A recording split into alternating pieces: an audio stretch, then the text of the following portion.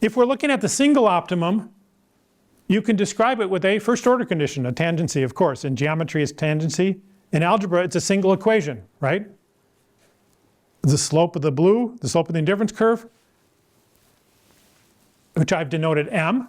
M is the marginal rate of substitution in that u function. It's a two-good utility function. It has a marginal rate of substitution between the two goods. Depends on what the allocation is. So the m has two arguments. How much do we have of the other goods? How much do we have of q? That's going to matter. But the slope of the indifference curve has to be equal to the slope of the budget set, but the budget constraint, and we just saw that slope is E prime.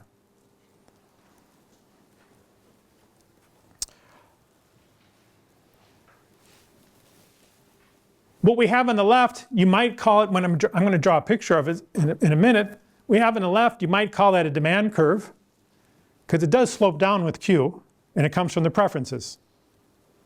Mostly from the preferences. There is an element of supply in there, what I put in the red square. There's an element of cost in there.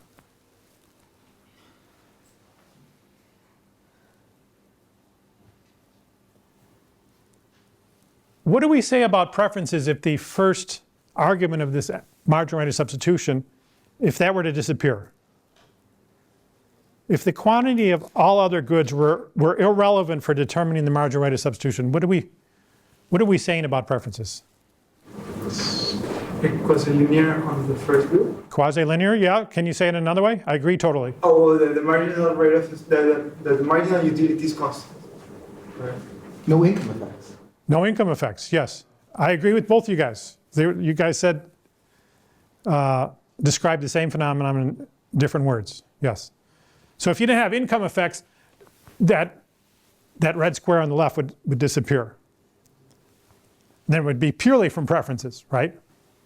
So you might call that thing on the left a demand curve. We'll look in a few minutes. Might not be a Hicksian demand curve, although without income effects it would be. Or it's not actually how's it related to, if we had no income effects, how would it be related to the Hicksian demand curve? I almost slipped. Be the Hicksian demand curve, right? I almost slipped up and said that. It's really close to being that, but it's not quite. Hicksian, let me say, it's not the Hicksian demand function. I'll give you a hint. We're plugging in a Q and we're getting out a willingness to pay. What does a Hicksian demand function do? You plug in a price and you get out a quantity, right? So this would be the inverse Hicksian demand curve. When I say inverse, we're plugging in a Q and getting out a P. In Marshall's diagram, plugging in a Q, getting out a P, rather than plugging in a P and getting out a Q.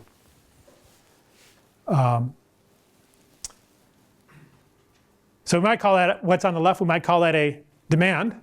And what's on the right, we might call supply, or marginal cost. But what's on the right is what's the novel piece here. Not that you've never seen supply or marginal cost before, but what's new is that that's thing sloping down with Q. Because remember, E is concave. In all the examples that I showed, E is concave. The human capital one, the opioid one, the vehicle choice one. Okay. I'm going to use the same notation that we used in the textbook and the Murphys used in the lectures. Epsilon D is going to be the price elasticity of this thing on the left. Its quantity elasticity is 1 over epsilon D. If epsilon D is the price elasticity of demand, then 1 over epsilon D is the quantity elasticity of inverse demand. And then I'm going to denote the elasticity on the right-hand side with respect to quantity as 1 over epsilon S. The thing is, they're both negative. That's the new part. Prior to today, we had one negative and one positive.